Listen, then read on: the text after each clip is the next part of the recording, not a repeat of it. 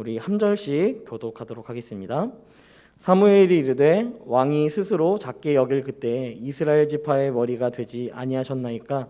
여호와께서 왕에게 기름을 부어 이스라엘 왕을 삼으시고 또 여호와께서 왕의 길로 보내시며 이르시기를 가서 죄인 아말렉 사람을 진멸하되 다 없어지기까지 치라 하셨거늘. 어찌하여 왕이 여호와의 목소리를 청종하지 아니하고 탈취하기에만 급하여 여호와께서 악하게 여기시는 일을 행하였나이까. 사울이 사무엘에게 이르되 나는 실로 여호와의 목소리를 청종하여 여호와께서 보내신 길로 가서 아말렉 왕 아각을 끌어왔고 아말렉 사람들을 진멸하였으나 다만 백성이 그 마땅히 멸할 것 중에서 가장 좋은 것으로 길갈에서 당신의 하나님 여호와께 제사하려고 왕과 소를 끌어 왔나이다 하는지라. 사무엘이 이르되 여호와께서 번제와 다른 제사를 그의 목소리를 청종하는 것을 좋아하심 같이 좋아하시겠나이까. 순종이 제사보다 낫고 듣는 것이 순양의 기름보다 나으니. 이는 거역하는 것은 같이 읽겠습니다. 이는 거역하는 것은 점치는 죄와 같고 완고한 것은 사신 우상에게 절하는 죄와 같음이라. 왕이 여호와의 말씀을 버렸으므로 여호와께서도 왕을 버려 왕이 되지 못하게 하셨나이다 하니. 아멘. 오늘 말씀의 제목은 껍데기는 가라라는 제목으로 우리 함께 말씀을 보려고 합니다. 여러분 혹시 관상을 믿으시나요? 마치 이 관상을 믿으십니까? 라고 물어봤을 때 여러분들이 느끼는 그 느낌은 마치 제가 길거리에서 보는 도를 아십니까? 라는 그런 질문과도 비슷하게 아마 느껴질 것 같습니다. 예전에 영화가 있었죠. 관상이라는 그 영화에서 나왔을 때 여러분 그 영화에서 가장 대표적으로 유명했던 대사는 내가 왕이 될 상인가? 라는 그러한 대사였습니다. 그 등장씬도 굉장히 파격적이었고 또한 그 대사도 굉장히 각인이 되었기 때문에 많은 사람들이 그 대사를 따라하기도 하고 자주 지금까지도 회자되고 있는 그러한 대사였다라는 것이죠. 저는 사실 관상을 잘 믿지 않습니다. 그리고 관상을 한 번도 보러 간 적도 없고요. 그리고 또한 이제 뭐 타로라든지 뭐 이런 것도 한 번도 살면서 해본 적이 한 번도 없습니다. 뭐 점집도 전혀 한 번도 가본 적이 없는데요. 제가 대학원을 다니면서 딱 한 가지 느꼈던 게 있었습니다. 이게 관상이 뭐 이렇게 뭐 눈을 이렇게 더 찢으면 뭐 돈이 들어온다 뭐 이런 얘기 그런 걸 믿는 건 아닌데요. 딱 그 관상 어떤 사람의 그 얼굴을 보잖아요. 그러면은 대략적으로 저 사람이 어떤 성격일까에 대해서 기본적으로 딱 나오는 것 같아요. 왜냐면 대학원을 다닐 때 제가 원우회로 이렇게 활동을 하다 보니까 많은 이제 1, 2, 3학년 한 학년당 거의 400명이 되는 그 학생들을 3학년으로 치면은 1200명 정도의 인원들을 막 이렇게 살펴보면서 그 사람들이랑 이제 문의하는 것들, 그들이 궁금해하는 거, 그리고 혹은 뭐 자기가 원하는 것들에 대해서 막 질문하기도 하고 오픈 카톡방에서 질문하는 그 이야기를 딱 들으면요, 다 그렇게 생긴 사람이 있어요. 다 공지해줬거든요. 다 그걸 다 얘기해줬어요. 근데 꼭 카톡방에 올라와서 이거 어떻게 하는 거죠? 라고 이렇게 물어보는 사람이 꼭 있다는 거예요. 근데 진짜 신기한 게 뭐 여러분들은 그 사람이 어떻게 생겼는지 잘 모르잖아요. 그러니까 뭐 상관없겠지만 딱 그렇게 생긴 사람이 항상 질문을 해요. 그래서 와, 이게 관상을 내가 막 믿고 뭐 이렇게 그렇게 관상을 해가지고 관상쟁이가 뭐 이렇게 하면 뭐 좋아집니다 뭐 이런 거를 제가 막 추구하고 따르는 건 아니지만 이게 얼굴로 뭔가 드러나는가 보다. 자기의 성향이나 성격 자체가 의도치 않게 겉으로 막 드러나는구나라는 생각을 하게 되었습니다. 행동뿐만 아니라 뭐 자기가 하는 행동뿐만 아니라 자신의 이 겉모습 이 자체가 자신을 어떻게 보면 투영해내는 그런 모습을 보여주고 있기 때문이죠. 뭐 옷을 입는 것도 그런 거 아니겠습니까? 자기가 옷을 입는 스타일에 따라서 또 그 사람이 어떤 스타일인지를 조금 어느 정도 인식할 수 있고요. 또 뭐 액세서리 하는 거 뭐 이런 부분을 통해서도요.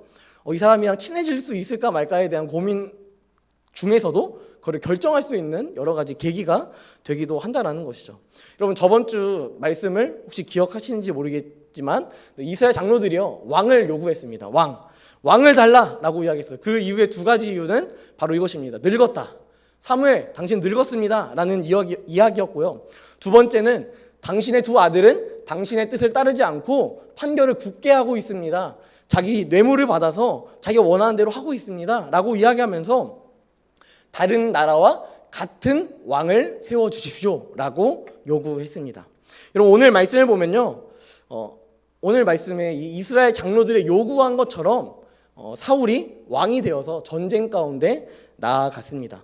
여러분, 사울 어떠한 존재였을까요? 여러분, 사울이 어떻게 생겼는지 우리는 감히 다 예측할 수 없고 뭐 3D로 막 그렇게 복원해 볼 수는 없겠지만 대략적으로 이 사무엘상 9장 1절 2절을 보면요, 이 사람의 어떠한 외적인 모습들을 우리는 알 수 있는데요. 우리 사무엘상 9장 1절부터 2절 말씀을 준비가 안 됐어요. 그러니까 성경책을 펴서 우리 함께 함께 성경책을 펴서 읽어봤으면 좋겠습니다. 우리 구약 420페이지에 있거든요. 사무엘상 9장 1절부터 2절까지의 말씀 우리 한 목소리로 함께 읽어보겠습니다. 베냐민 지파에 기스라 이름하는 유력한 사람이 있으니 그는 아비엘의 아들이요 스롤의 손자요 베고랏의 증손이요 아비야의 현손이며 베냐민 사람이더라. 기스에게 아들이 있으니 그의 이름은 사울이요 준수한 소년이라. 이스라엘 자손 중에 그보다 더 준수한 자가 없고 키는 모든 백성보다 어깨 위만큼 더 컸더라. 네, 이 말씀을 먼저 보니까 여러분, 이 사울에 대해서 어느 정도 설명을 해주고 있는데요. 먼저 이 기스가 나옵니다. 베냐민 지파에 있는 기스가 나옵니다. 여러분, 베냐민 지파, 막내 지파입니다. 제일 밑에 있는 지파. 그런 지파에서 한 사람이 있었는데 바로 기스라는 사람이 있었습니다. 여러분, 이 기스라는 이름하는 사람이 있는데 이 사람이 바로 유력한 사람이다 라고 이야기합니다. 여러분, 유력한이라는 게 무슨 말일까요? 이게 유력하다라고 해서 우리가 실수하는 부분들이 뭐냐면 8장에서 왕을 요구해요. 왕을 요구하고 나서 9장에 딱 가니까 기스라 이름하는 유력한 사람이 있다라고 이야기하니까 기스가 왕이 될 만한 사람인가? 라고 그렇게 생각할 수 있습니다. 하지만 여러분, 이 유력하다라는 이 단어는요, 쉽게 말하면 금수저다, 부자다. 이 베냐민 지파 안에서도요 굉장히 부유함을 가지고 있는 그런 존재였다라는 것입니다. 그러니까 아버지가 부유했으니까 사울 어땠겠어요? 돈이 많았겠죠. 부유했을 것입니다. 이 사울은 뭐 하나 빠짐없이 어린 시절부터 배우는 그런 엄친아에 가까운 그런 사람이었을 것입니다. 게다가 기스에게 아들이 있으니 그의 이름은 사울이요. 2절 말씀에 사울에 대해서 나오는데요. 준수하대요. 준수하다. 준수하대요. 핸섬. 너무 잘생겼다라는 거예요. 여러분, 그런데 이 준수함이 어느 정도냐면 이스라엘 자손 중에 그보다 더 준수한 자가 없었다. 이 사람보다 잘생긴 사람이 결코 없었다라는 것입니다. 그러니까 이 사울이 이 외적으로 봤을 때 퍼펙트, 참 완벽한 그런 존재였다라는 것이죠. 게다가 키는 어때요? 같은 민족에 있는 사람들보다 어깨 위만큼 컸다. 여러분, 기본적으로 20cm는 큰 사람이 바로 이 사울이었다라는 것입니다. 저는요, 그 어떤 것보다 이 어깨 위만큼 컸다, 이게 정말 부럽습니다. 네, 이런 말씀을 보면요, 야, 사울 좋겠다라는 생각이 아주 너무 자연스럽게 그렇게 들게 되는 것이죠. 여러분, 이런 사울이요 왕이 되었습니다. 여러분, 이 왕이 되면서 다양한 이스라엘 문화권 안에서, 이스라엘 상황 안에서 많은 어려움들과 좀 이스라엘 사람들이 하나님을 떠나버리게 되는 그런 여러 가지의 모습들이 등장하게 됩니다. 여러분, 이 사울에 대하여서 제가 설명했는데요. 여러분, 사울이 만약 지금 시대에는 나오면 안 될 수도 있어요. 하지만 그때 당시에 여러분들이 살았다면, 여러분, 이 사울이라는 왕 세울 때 여러분 그 사람을 보면서 쟤는 안 될 것 같은데, 라고 이렇게 생각하는 그런 사람은 거의 없었을 것입니다. 얼굴도 잘생겼지, 그 집안에 돈도 많다 그러지, 그리고 키도 커가지고 싸움도 잘할 것 같지. 이스라엘 이 장로들이 요청했던 그 다른 나라들이랑 같은 왕, 자신들을 리더십으로 잘 이끌어서 다른 이방 민족들이 자신을 막 괴롭힐 때 앞서 나가가지고 막 칼로 물찌르고 용맹하게 싸울 수 있을 만한 그런 왕이 사울 외에는 그렇게 있지 않았다라는 것이죠. 그만큼 외적으로 봤을 때는요 퍼펙트한 왕이었습니다. 그럼 지금 이 15장에서는요, 이스라엘이 천천지 원수와 같았던 아말렉과 전쟁을 펼칩니다. 여러분, 아말렉은요, 이 시대까지, 지금 시대까지도 도대체 어디 있는 나라인지 몰라요. 이 아말렉이라는 나라가 도대체 어디서 왔고 언제부터 생겼고, 그리고 또 이 나라가 어느 지역에서 생존하면서 이스라엘 백성들을 괴롭혔는지가 결코 나오지 않습니다. 하지만 여러분, 이 400년의 포로기, 이스라엘 민족들이 400년 동안 애굽에서 포로기를 경험하고 딱 처음 출애굽해서 와 기쁘다라고 했을 때 가장 맨 처음에 전쟁을 했던 나라가 바로 아말렉, 이 출애굽기 17장에 나오는 아말렉과 전쟁을 하는 것을 보면서 그럼 이들이 이스라엘 민족들과 어쩔 수 없이 뗄래야 뗄 수 없는 그러한 숙적이었음이 당연하다라는 것을 우리는 성경을 통하여서 알 수 있습니다. 이스라엘 민족들이 무기도 하나도 없었어요. 출애굽을 딱 처음 했을 때 그저 자신의 짐을 가지고 광야의 길을 계속해서 걸어 나가야 하는 그 과정 속에서 약해 보이는, 어떻게 보면 지금 정말 보잘것없는 이스라엘 민족을 죽이기 위해서 아말렉이 공격을 하게 됩니다. 여러분, 이스라엘의 새로운 시작을 알리는 출애굽의 경험을 하고 있는 이 상황 가운데 무기도 하나 없는 이 연약한 인간을 죽이기 위하여서 이 아말렉이라는 나라가 아주 야만적인 방법으로 공격을 하고 있다는 것입니다. 여러분, 그런데 그 전쟁에서 이스라엘 백성들이 승리했잖아요. 여러분, 이 사실을 우리는 너무 잘 알고 있지 않습니까? 아말렉과의 전쟁에서 승리를 거둔 이후에 몇백 년 동안 핍박을 해소하는 그 승리를 경험하고 난 이후에 이 이스라엘 땅 가운데 왕이 세워졌고, 또한 조금은 편안하고 평안을 가지고 있는 이 시기, 어떻게 보면 출애굽의 그 기쁨보다 더 기쁠 수도 있는 그런 시기, 드디어 우리에게 왕이 생겼다라는 그 기쁨이 있는 이 시기에 이스라엘 땅 가운데 아말렉과의 전투가 벌어졌다라는 것입니다. 여러분, 이 사울의 이 강함이 지난날 핍박만 받던 약자로만 살아가던 여러분, 이 이스라엘 백성들을 아마 위로했을 것입니다. 이런 왕이라면 아말렉 정도는 쉽게 이길 수 있겠지라는 생각이 이들 가운데 당당하게 들어왔다라는 것이죠. 사울의 그 강함이, 사울의 키가 큼이, 사울의 그 부유함이 이스라엘 민족 안에서 이 사람은 누가 봐도 이스라엘 최고의 왕으로 세워질 수 있을 만한 그런 왕이다라는 것에 있어서 결코 부정할 수 없는 그런 상황이었다라는 것입니다. 여러분, 하지만 이 사울, 이 사람이 정말 이 이스라엘 민족의 최고의 왕일까? 여러분, 이것을 생각해 봐야 하는 것입니다. 사울이 정말 최고의 왕이었을까요? 사람들은 자기 보기에 좋은 왕을 추구했습니다. 그 시선은요, 얼마 가지 않아요.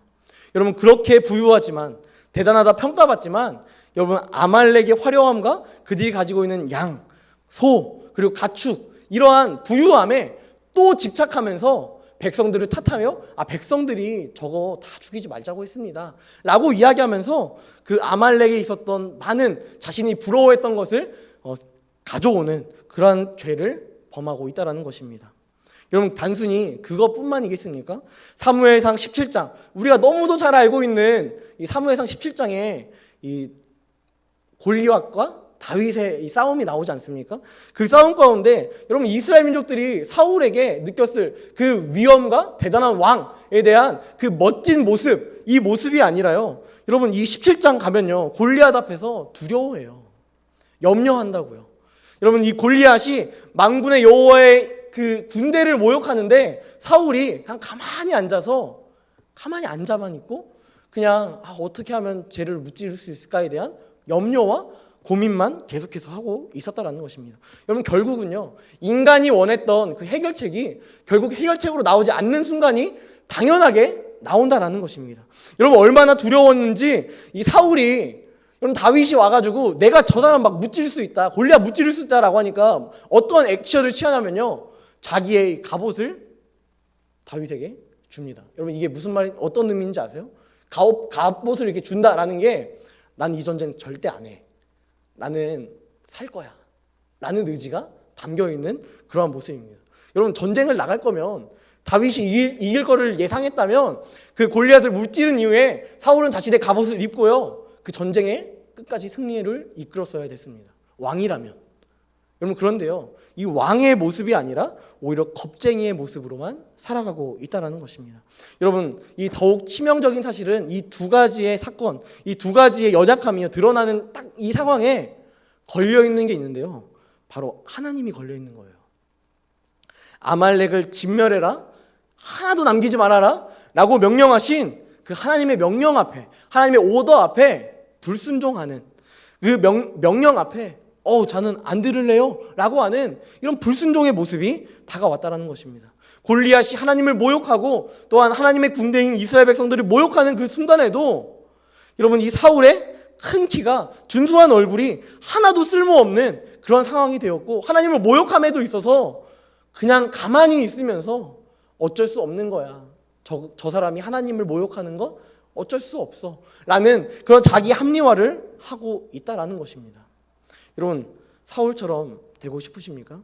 여러분, 세상 사람들이 부러워하고 또 존경하는 인물이 되고 싶으십니까? 여러분, 요즘 위인전 중에 진짜 센세이션하게 등장한 위인전이 있는데요, 그 위인전을 보니까 인물 중에, 여러분 위인전 보실 나이대에는 대부분 이제 세종대왕 뭐 이런 사람들 등장했잖아요. 요즘에 위인전에서 유재석이 나온대요. 유재석의 생애를 막 그려가지고 그렇게 보여주는, 그래서 유재석 씨가 이제 예전에 유퀴즈였나요? 프로그램에서 어떤 어린이랑 막 하는데 자기 어린아이가 유재석 씨를 막 안다는 거예요. 그래서 어떻게 아냐라고 물어봤더니 저는 위인전에서 유재석 씨를 봤다 이러면서 유재석이 기억도 못하는 그런 과거의 옛날 이야기를 막 하면서 그러셨다면서요? 라고 이야기하는데, 오히려 유재석 씨가 내가 그랬어? 라고 할 정도로 기억을 잘 못하는 그런 상황 가운데 있었는데요. 여러분, 이런 위인이라는 그 개념 자체도 지금 막 달라지고 있는 그런 시대 아니겠습니까? 예전에는 뭐 진짜 막 대단한 그런 역사적인 인물들이 등장했지만, 현존하는 인물들이 위인전에 나온다는 건 진짜 센세이션하고 말도 좀 말이 안 되는 그런 내용이 되기 때문인 것이죠. 여러분, 그런데 제가 이 이야기를 왜 하냐면요, 우리는 누구나 존경받는 인물로 항상 잘하고 싶다라는 거예요. 저도요, 어렸을 때 위인전을 보면서 나도 이런 책에 한번 실려보고 싶다라는 생각을 아주 조금은 했어요. 네, 하지만 그렇게 못할 것 같아서 좀 아쉽지만, 그런 생각을 조금이라도 하면서, 그러면 내가 위인전에 못 실릴 거면 자서전이라도 써야겠다라는 생각까지도 하게 되는데요. 여러분, 하나님이 우리에게 말씀하시는 거예요. 하나님은 너네가 사람에게 존경받을 만한 사울처럼 뭐 큰 키고 뭐 대단한 재력이 있고 잘생긴 외모가 있고 이런 것을 통하여서 너희가 위인전에 막 실리고 다른 사람들이 존경할 만한, 다른 사람들이 부러워할 만한 그런 인물이 되는 것이 아니라, 하나님은 우리에게 말씀하시는 것이 무엇이냐면 무릇 지킬 만한 것 중에 마음을 지키라. 하나님께서 우리에게 말씀하시는 것은 네가 드러나기 위해서 막 미친 듯이 살아가는 것이 아니라, 오히려 너의 마음을 지키면서 하나님께 네 마음을 두어라. 이것을 주님께서 우리에게 말씀하신다는 것입니다. 사울의 현실이 어떠냐면요, 사무엘상 15장 우리 읽었잖아요. 사무엘상 15장 15절 말씀해 보니까 사울이 이렇게 표현합니다. 이 사무엘에게 이렇게 표현해요. 하나님은 당신의 하나님입니다. 당신의 하나님께 제사하십시오. 당신의 하나님께 제사하려 하여 양과 소와 이런 것들을 다 죽이지 않고 가져왔습니다. 여러분, 이 표현이요, 하나님 앞에서 얼마나 치욕적인 말이냐면 나의 하나님이 아닌 거예요. 여러분, 이 왕도 나의 하나님이 아닌데 이스라엘 민족들은 어떻겠습니까? 이스라엘 민족들도요, 나의 하나님이 아닌 것입니다. 사무엘이 하도 잔소리하니까 어쩔 수 없이 하나님이 있는 거 알겠어, 하나님 믿어야 되는 거 알겠는데 그 정도에서 멈추자, 나의 하나님은 아니야 라는 그 마음이 왕에게도 있었다면, 여러분, 이 이스라엘 민족들 안에도 너무도 당연하게 당신의 하나님, 사무엘의 하나님, 그 하나님으로만 멈춰져 버렸다라는 것입니다. 여러분, 우리가 하나님께 집중하지 못하면요, 여러분, 이런 모습으로 살아가는 거예요. 내 하나님이 아니라요, 나의 하나님이 아니라 이제는 당신의 하나님으로밖에 남을 수 없는 것입니다. 당신의 하나님이 되어서요, 주일날 예배 드리는 것이 내가 나의 하나님을 만나기 위하여서 내가 자발적으로 예배하는 것이 아니라, 내 부모가 주일이니까 예배 드려? 라고 이야기하니까 그래서 예배를 드릴 수밖에 없는, 어떻게 보면 이 예배당에 들어오는 그 모든 순간이 마치 사형장으로 들어가는 사형수와 같은 그런 심정으로 진짜 어쩔 수 없는 그 심정을 가지고 들어올 수밖에 없는, 나의 하나님이 아니라 당신의 하나님이 된다면 우리는 이러한 심정으로 살아갈 수밖에 없다라는 것입니다. 우리가 하나님께 집중하지 못하면요, 우리가 하나님을 온전히 바라보지 못하면요, 내가 하나님을, 나의 하나님을 온전히 신뢰하지 못하면요, 우리는 이 예배가 그저 형식으로밖에 남을 수 없다라는 것입니다. 사무엘은 이어서 이야기합니다. 가만히 계십시오 라고 이야기해요. 당신 하나님께 제사하려고 제가 이거 가져왔어요 라고 이야기하니까 사무엘이 사울에게 가만히 계십시오 라고 이야기하는 게요, 여러분 이게 좋은 말로 해서 가만히 계십시오 라는 거지, 여러분 극단적이고 아주 독하게 얘기하면 닥치세요 라는 이야기예요. 여러분 그만 말해라, 너 당신 그만 말해, 이렇게 이야기하고 있다는 것입니다. 사무엘이 얼마나 답답하면, 야, 네가 세워진 것 같아? 네가 부자여서, 네가 잘생겨서, 네가 키가 커서 너가 그래서 이스라엘을 이끌 만한 그런 왕인 것 같아? 그래서 너가 뽑힌 것 같아? 아니야. 이 답답함을 가지고 이 사무엘이 이 사울에게 이야기하는 것이 무엇이냐면 가만히 계십시오. 더 이상 범죄하지 마십시오. 이것을 이야기하고 있다는 것입니다. 여러분 우리가 사울과 같이 사람들이 추구하는 이 방향성을 가지고 그 방향성을 기도하고 또 말씀을 듣고 말씀을 내가 보고 싶은 대로만 보면요, 하나님께서 이 말씀 이렇게 적혀 있으니 나에게 들어주세요 라고 막 기도하면요, 하나님께서 욕심대로 구하는 것 응답하지 않으시지만, 여러분 얼마나 우리에게 가만히 있어라 라는 이야기가 얼마나 하고 싶으시겠습니까? 오늘 말씀을 통하여서요, 여러분 사울을 닮아가는 존재, 이생의 자랑을 쫓는 그러한 청년이 우리 청년부에 남아있지 않길 원합니다.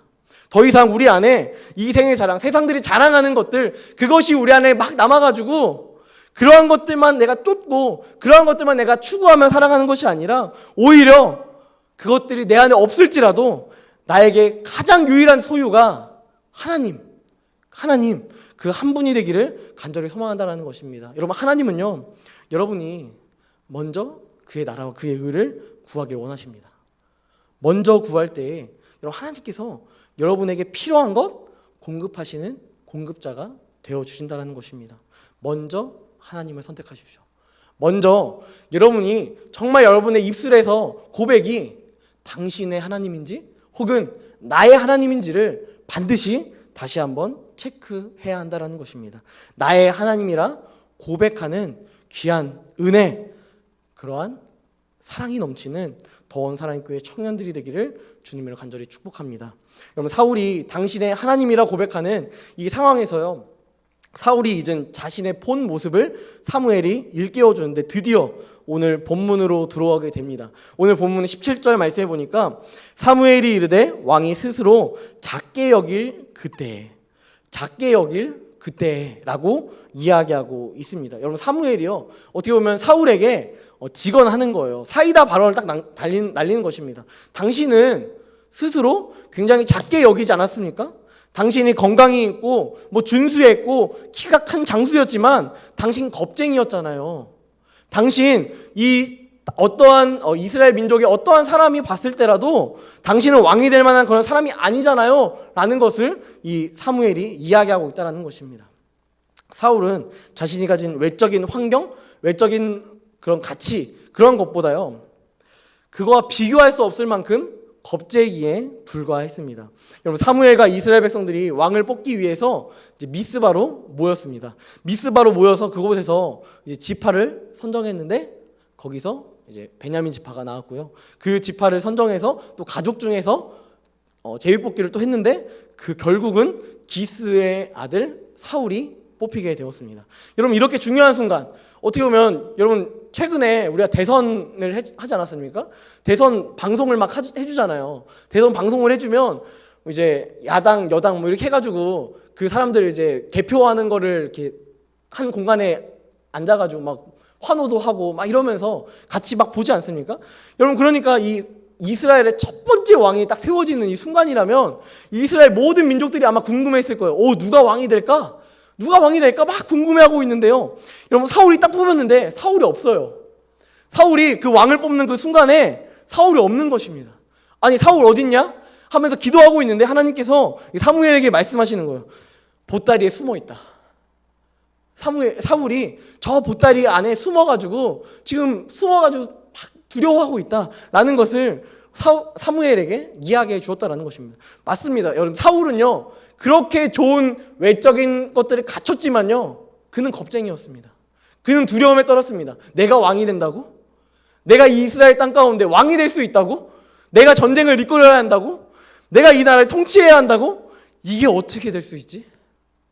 자신이 외적으로 가진 그 모든 것들이 다 하나도 쓸모없다라고 느껴지는 그 순간이 바로 자신이 왕이 되는 순간.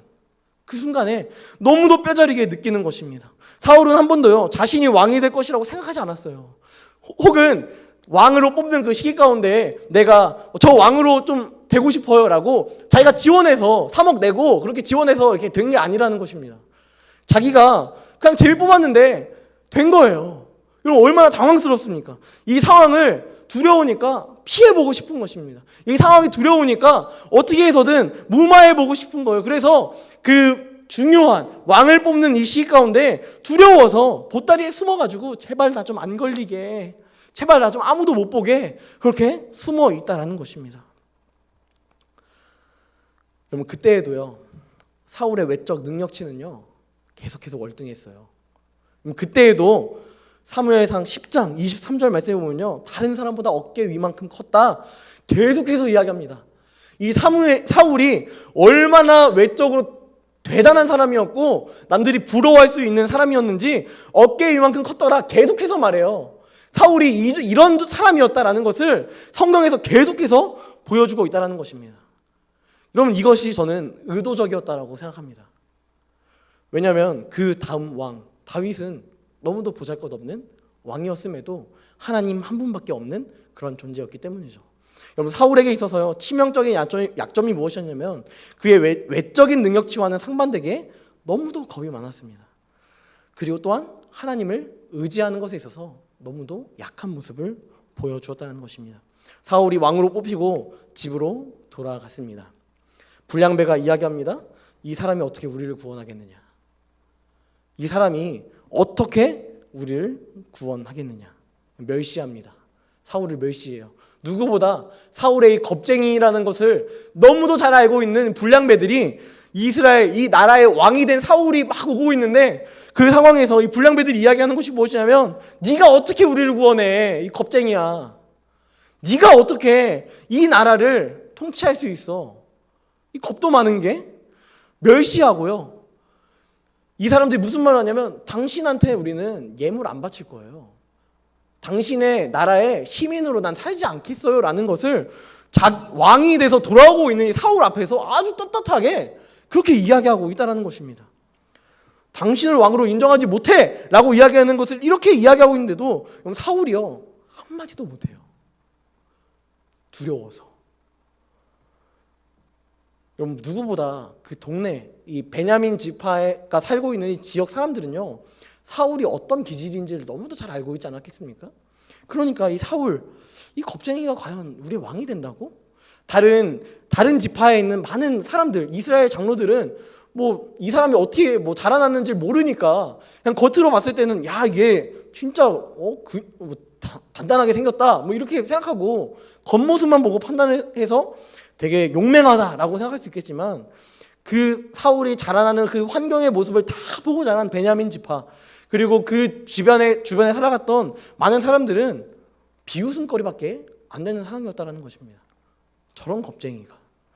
그럼 사울은 아말렉과의 전투 이전에 이미 이 암몬과의 전투, 블레셋과의 전투를 통해서요 우리의 국력이 전쟁의 승리를 가져오는 것이 아니다라는 것을 너무도 잘 알고 있었습니다. 나와 함께 하시는 하나님, 그분을 의지하며 그분이 우리를 승리케 하셨다라는 고백을 이미 하고 있는 존재였습니다. 여러분, 이 모습이 사울이 지녀야 할 본질적인 모습입니다. 어떠한 시련 앞에서 자신의 목소리를 높이는 것이 아니라요 오히려 더 납작 엎드려서 하나님의 목소리를 들을 준비를 하는 것, 이것이 겁쟁이인 사울이 해야 하는 가장 중요하고 가장 결정적인 삶의 모습 그리고 신앙의 모습이었다는 것입니다. 오늘 본문 19절에도 동일하게 이야기하고 있지 않습니까? 어찌하여 왕이 여호와의 목소리를 청종하지 아니하고 탈취하기에만 급했습니까? 어찌하여 다 진멸하라 말씀하셨는데 불순종하고 또한 여호와께서 악하게 여기시는 것을 행하셨습니까? 그럼 처음 왕이 될 때에는 두려워하고 하나님의 도움을 요청하고 하나님의 음성에 귀를 기울이는 그러한 존재였는데 사울이 몇 번의 전투 치르면서 하니까 되는구나 라는 생각이 드니까 하나님의 말씀에 순종하지 않는 모습, 이러한 완악한 모습을 오늘 이 본문, 오늘 아말렉과의 전투 가운데 보여주고 있다라는 것입니다. 여러분, 이것이 단순히 사울의 인생에서만 겪게 되는 그러한 걸림돌, 그러한 연약한 모습이겠습니까? 여러분, 이 세상을 살아가다 보면요, 다양한 어려움들이 우리 가운데 찾아올 때가 있습니다. 여러분, 우리 어떻게 합니까? 하나님, 이번만 좀 도와주세요. 그러면 제가 정말 하나님 잘 믿을게요. 이렇게 이야기합니다. 이렇게 기도합니다. 이 기도를 통해서 우리는 나의 기도가 이루어지는 경험을 참 많이 했을 것입니다.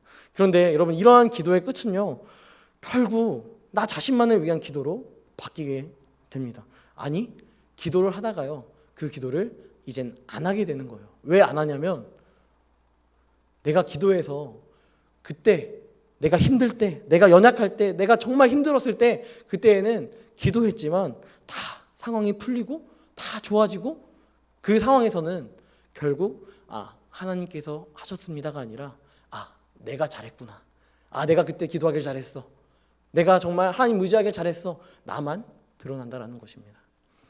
여러분, 이런 기도를 통해서요, 우리는 나의 기도가 이루어지는 것을 너무도 무궁하게 보지만 그 기도가 한편으로는 우리에게 있어서 신앙을 더 성장하지 못하게 하는 걸림돌이 된다는 것입니다. 혹은 우리가 기도할 때 기도를 막 하면서 내가 필요한 것들을 막 기도하면서 귀는 막아버리는 거예요.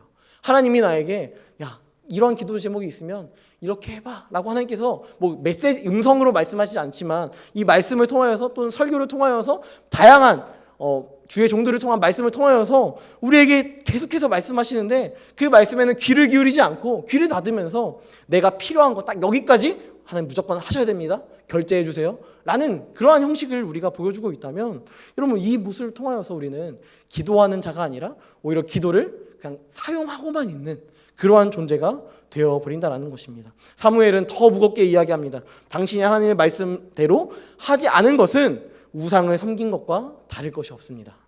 하나님을 버리고 하나님을 배신한 것과 다를 바가 없습니다. 그러므로 여호와께서 사울 왕을 버려 왕이 되지 못하게 하셨습니다. 왕을 버려 왕이 되지 못하게 했다. 당신이 왕임을 하나님께서 무효화시켜 버리신다라는 의미를 가지게 됩니다. 사울이 왕이지만요, 여러분, 더 이상 왕으로 인정받을 수 없는 그러한 존재가 되어버렸습니다. 여러분, 이것만큼 비참한 모습이 또 있을까요? 왕권 시대에도요, 우리나라 시대에도 그런 허수아비 왕들이 좀 존재하지 않았습니까? 서인 이런 사람들 이렇게 막 대립할 때, 분권까지 이렇게 대립할 때 허수아비 왕들이 참 많이 존재했었는데, 하나님이 보시기에 사울 왕도 이 이스라엘 백성 안에서 그런 껍데기만 있는 그런 왕으로만 자리할 수밖에 없었다라는 것입니다. 여러분, 이 이야기를 듣고 사울이요, 사무엘상 16장으로 넘어가면요, 사울이 정신병이 걸립니다. 정신병이 걸려요. 여러분, 예수님 우리에게 말씀하십니다. 네가 거저받았으니 거저주라. 여러분, 너의 인생 죄로 인해 이 죽은 그러한 삶인데, 이 죽은 삶 가운데 나의 은혜, 나의 복음으로 말미암아 거저받은 인생 살아가고 너희가 죽을 수밖에 없고 지옥에 갈 수밖에 없는 그러한 인생 가운데 내가 영생을 허락한 그 거저받은 삶을 너희가 살아가고 있다면, 너희가 그 거저받은 삶을 막 움켜쥐면서 열심히 막 살아내려고 이렇게 살아가는 것이 아니라 죽어있는 많은 영혼들에게 내가 받은 생명을 다시 한번 또한 나눠줄 수 있는 그러한 존재로 하나님께서 우리의 인생을 쓰시기를 원하신다는 것입니다. 여러분, 이 삶은요, 선택이 아닙니다. 이 삶은 우리에게 가지고 있는 비전이고 또한 우리가 가져야 할 명령에 순종하는 자의 모습이다라는 것입니다.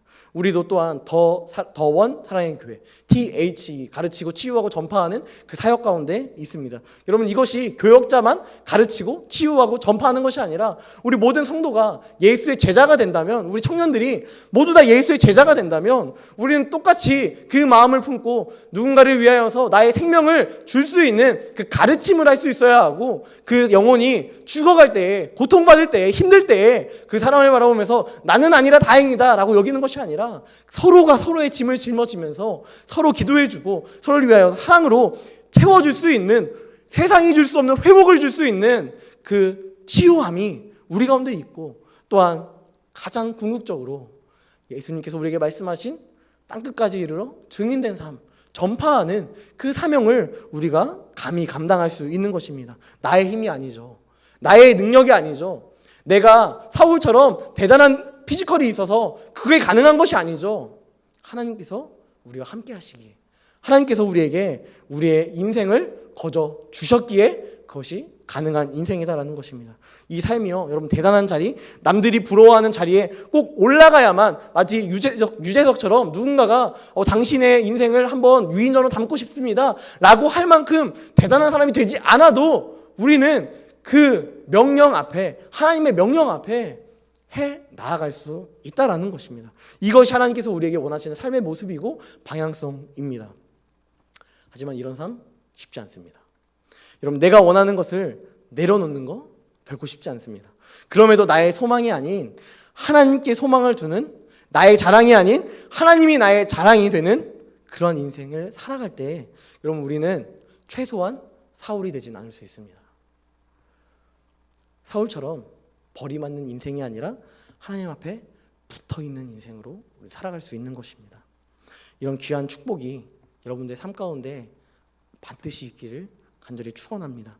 여러분, 이러한 인생이 우리의 삶 가운데, 이 공동체 안에 가득 흘러넘쳐서 이 공동체가 사람이 적든 많든 이게 중요한 게 아니라 한 사람이 비전 안에서, 한 사람이 하나님 안에서 가르치고 치유하고 전파하는 그 사명을 온전히 감당해내며 이 예배의 자리 가운데 부르신 곳에서 예배하는 모든 더원 사랑교회 사랑하는 청년들이 되기를 간절히 축복합니다. 말씀을 마무리하겠습니다. 여러분, 선물을 받아보셨나요? 선물을 받으면요, 일단 기분이 좋아요. 그런데요, 선물을 받아도 기분이 그닥 좋지 않을 때가 있어요. 여러분, 무슨 선물일까요? 내가 이미 가진 선물, 내가 이미 가지고 있는데 또 주는 거예요. 치킨이면 좋겠지만, 치킨은 많이 받아도 좋은데 내가 가지고 있는 어떤 선물을 또 받으면 그렇게 막 기분이 막 그렇게 좋지는 않습니다. 그래서 그 선물을 받으면요, 당근이나 뭐 중고나라에 이렇게 해가지고 팔기도 하고요, 막 이런 경우도 있다라고 종종 이야기합니다. 그런데 여러분, 선물 포장지가요 굉장히 이쁜 막 선물인데요, 그 안에 선물이 나에게 정말 쓸모없는 그런 선물이면요, 여러분, 기쁨이요 되게 적어요. 막 선물 주는 사람 앞에서 너무 고마워라고 입만 웃어버릴 수밖에 없는, 이렇게 그 찐 웃음이 안 나오고 입만 이렇게 웃어 감사합니다 이렇게 웃을 수밖에 없는, 여러분, 그런 모습이라는 것이죠. 하지만 여러분, 포장지가 되게 허름하고 별거 이렇게 뭐 이렇게 포장을 했지? 라고 느끼는데, 그 포장지 안에 우리가 정말 필요한, 우리가 정말 갖고 싶은 그 선물이 있다면, 여러분, 그 선물을 받았을 때 포장지가 안 이쁘다고 해서 낭망하십니까? 포장지가 별로 안 이쁘다고 해서 야, 포장 다시 해와 라고 이야기하십니까? 아니죠. 받았으면 그 기쁜 거예요. 그 선물 자체만으로, 포장지가 어떠한 모양이든지 그냥 그 선물 자체만으로 너무 기쁜 것입니다. 물론 선물에는 뭐 내가 가지고 있는 걸 받았을지라도 기뻐할 수 있죠. 충분히 기뻐할 수 있지만 뭐 비유를 들기 위해서 이러한 표현을 사용한 것입니다. 결국 포장지가 중요한 게 아니라요, 어떤 선물이 있는가, 그 선물이 무엇인가가 더 중요하다라는 것입니다. 여러분, 우리는요, 누구나 다 이 자리 가운데 있다면 선물을 받았습니다. 하나님의 자녀로 살아가는 삶을 선물을 받았습니다. 하나님께 기도할 수 있는 선물을 받았고요, 하나님의 음성을 듣고 그의 뜻대로 살아갈 수 있는 선물을 받았습니다. 여러분, 그렇다면 포장지가 고난이라 할지라도요, 포장지가 내가 원하는 스페셜한 그런 모습이 아니라 할지라도요, 기쁨과 감사가 있길 소망합니다. 여러분의 고난의 자리가 피부에 맞닿아서 막 불편하고 막 꺼림칙하고 그런 상황이라 할지라도요, 그 고난의 자리에 내가 혼자 있는 것이 아니라 늘 나와 함께 하신 하나님이 계신다는 사실을 인정하는 청년들이 되길 간절히 소망합니다. 그 고난을 주님께서요 이길 수 있도록 하십니다. 그 포장지를 하나님께서 이길 수 있도록 하십니다. 주 은혜가 우리를 채웁니다. 그 은혜를 늘 간직하며 이런 받은 선물, 하나님의 은혜 더욱더 소중하게 여기며 그 소중하게 여기는 것을 삶으로 실천해 나아가며 우리의 비전 가르치고 치유하고 전파하는 사명 가운데 함께 동참하여 성장반에 지원하고 함께 훈련하고 예수의 제자로 성장해 나아가는 더원 사랑교회 성도들, 청년들이 되기를 주님의 이름으로 간절히 축복합니다. 이 시간 함께 찬양할 때 성도의 노래라는 찬양이 있습니다. 성도가 가져야 할 모습, 이 모습이 우리의 모습이길 간절히 소망합니다. 또한 우리 청년들의 모습이길 간절히 소망하는 마음으로 이 시간 함께 찬양하며 나아가도록 하겠습니다.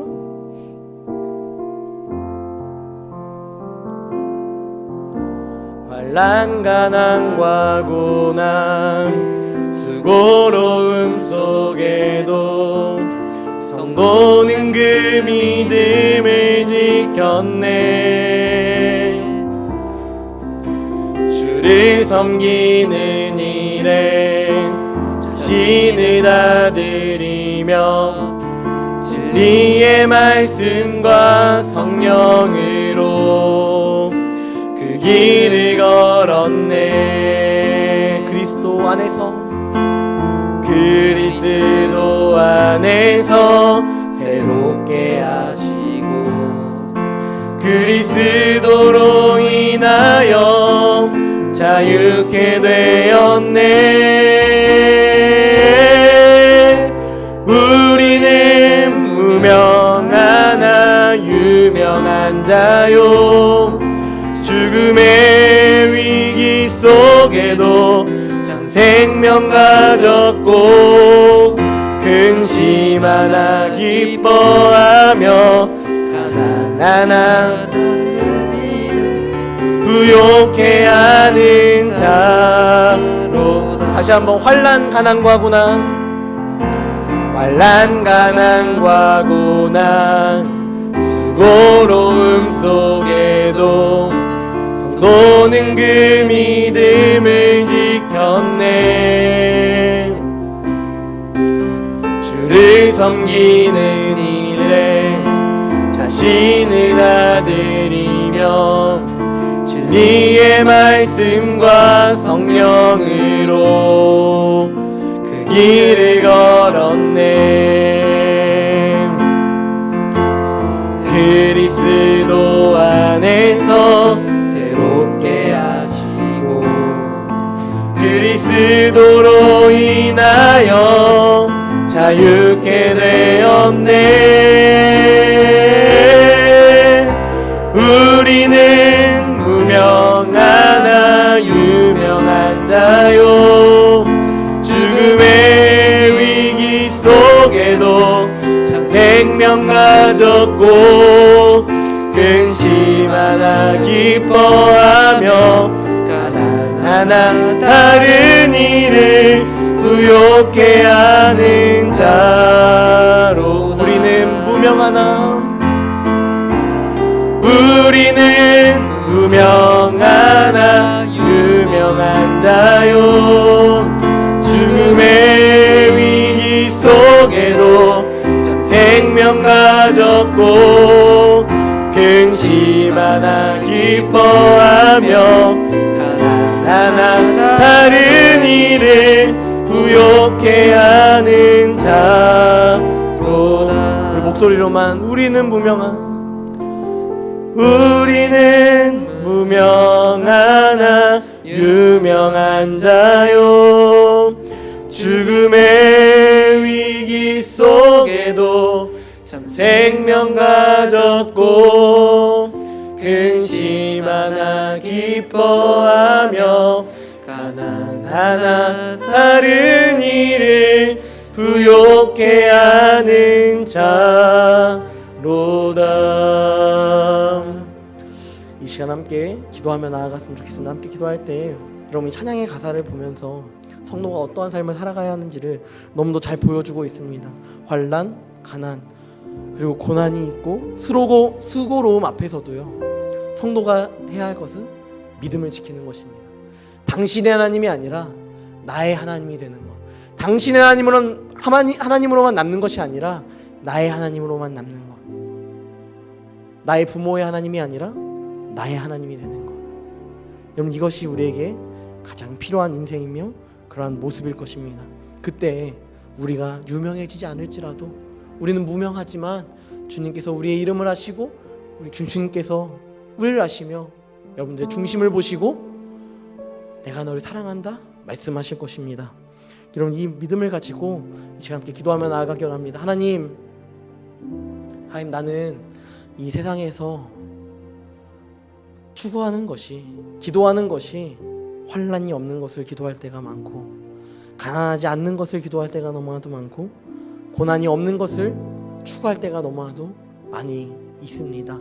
하나님, 그렇지만 하나님께서 감당할 시험밖에 주시지 않는 것을 우리가 기억할 때에 하나님, 환난이 있고 가난이 있고 고난이 있다 할지라도 우리가 하나님을 기억하게 하여 주시옵소서. 하나님, 내가 고난이 너무 커서, 염려가 너무 커서, 두려움이 너무 커서, 가난이 너무 커서 하나님을 바라보지 못하고 그것에만 얽매여 살아가는 자가 되는 것이 아니라 하나님을 보기 위하여서 환난을, 가난을, 고난을 오히려 작게 여기는 그러한 믿음, 세상이 감히 능히 이기지 못하는, 세상이 감히 감당할 수 없는 그러한 하나님을 따르는 하나님의 제자로서 교회가 꿈꾸고 있는 비전, 가르치고 치유하고 전파하는 사역 가운데 그 일선에 내가 있게 하여 주시옵소서. 내가 하나님을 더욱더 사랑하는 그런 믿음 안에서 비전을 온전히 이루는 귀한 은혜가 있게 해달라고 시간 함께 기도하며 나아갔으면 좋겠습니다. 함께 기도하겠습니다.